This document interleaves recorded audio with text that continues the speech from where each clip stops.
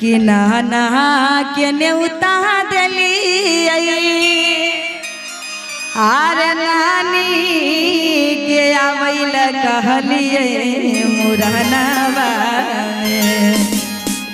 बउआ नानी आई है। नानी नानी तो आई होगी, नहीं आई।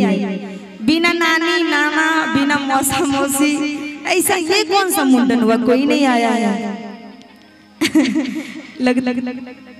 आया है पर बताता नहीं है ना, ये बात आप सच बोल रहे पीछे से।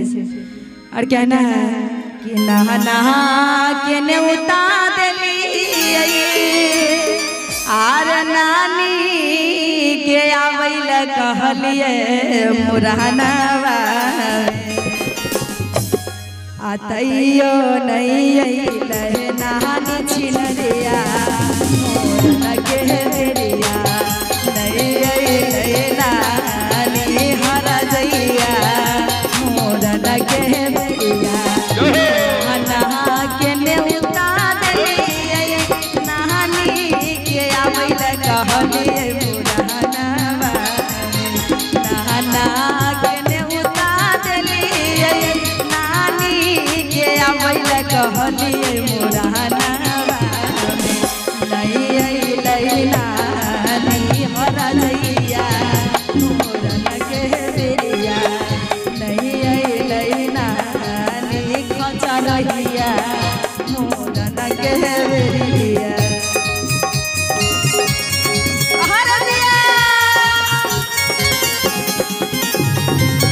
क्या बात है।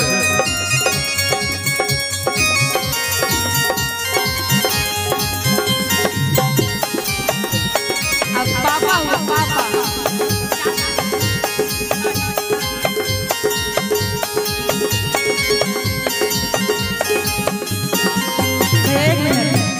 बउआ के पापा की तरफ से आपका नाम क्या था?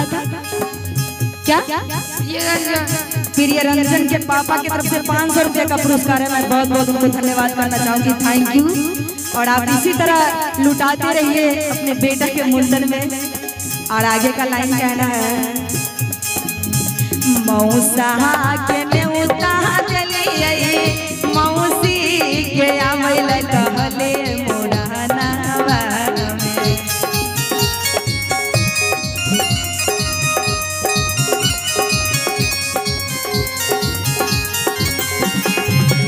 मौसा के नेउता दिली कहता है। एक मिनट भैया, मौसी का नाम अनीता बताए थे ना आप लोग, अनीता कि मौसा के नेउता दिली आय अनीतिया के आवैल कहलिए मुरहनवा लागे छ कि तोर मौसी दोसर मौसा पटाई ललको नहीं रे मौसा। देखियो अब देखियो मौसा आइले। मौसा भी आ गया बउआ के मौसा आते हुए। अरे तोरी मौसा निगुचिया छे जो हो मोच कहां बेच के लो। मौसा जी आपका मोच कहां चला गया? बउआ का मुंडन हुआ, आप मोचे का मुंडन करवा लिए। बोड़ा में मुड़ी रगड़ लेले होती। मौसी को बुला दीजिएगा स्टेज पे, मौसी आ सकती है, बुला दीजिए। धीरे धीरे मौसा ससर रहा रामचंद्र ही रे हमरा लगा ही बन रहा है। सब लजाइए मत, यहाँ खुशी खुशी का मौका है, बस डांस करना है, खुशी मनाना है, खुशियाँ और कुछ नहीं। और कहना है कि मौसा के नेउता दिली। आइए देखिए ये हमारे, आप अपना नाम भी बता दीजिएगा, आप अपना नाम। इनरजीत जी, एक मौसी का नाम बोल रहे हैं प्रियंका नाम है, और एक मौसी का नाम है अनीता।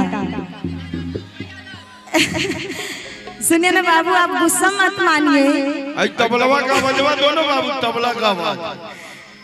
और कहना है कि मौसा के नेउता दिली प्रियंका के आवैल कहलिए मुरहनवा में नहीं अइले अनिया छिनरिया मोर लगे बेरिया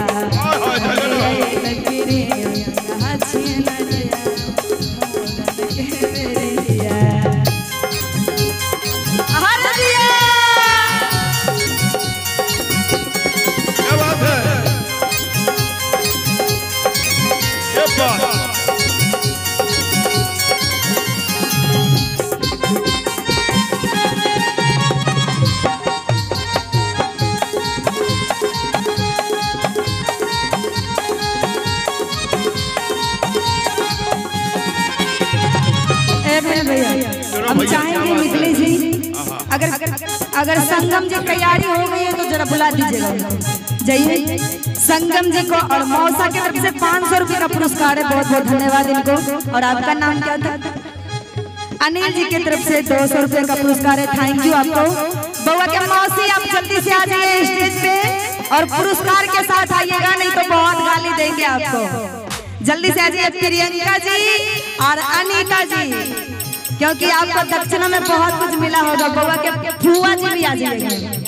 और कहना है फूफा के ओता देलिए दीदी के आबैल कहलिए मुरहनावा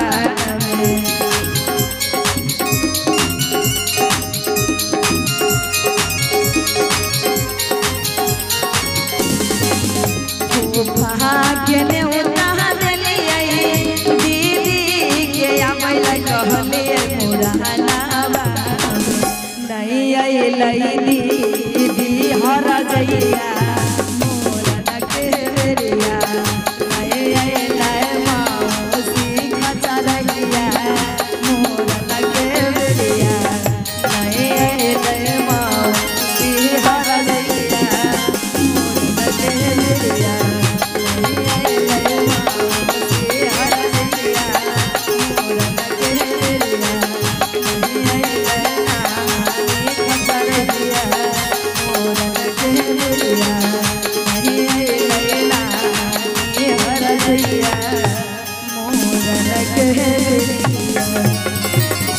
एक मिनट और हम पहले चाहेंगे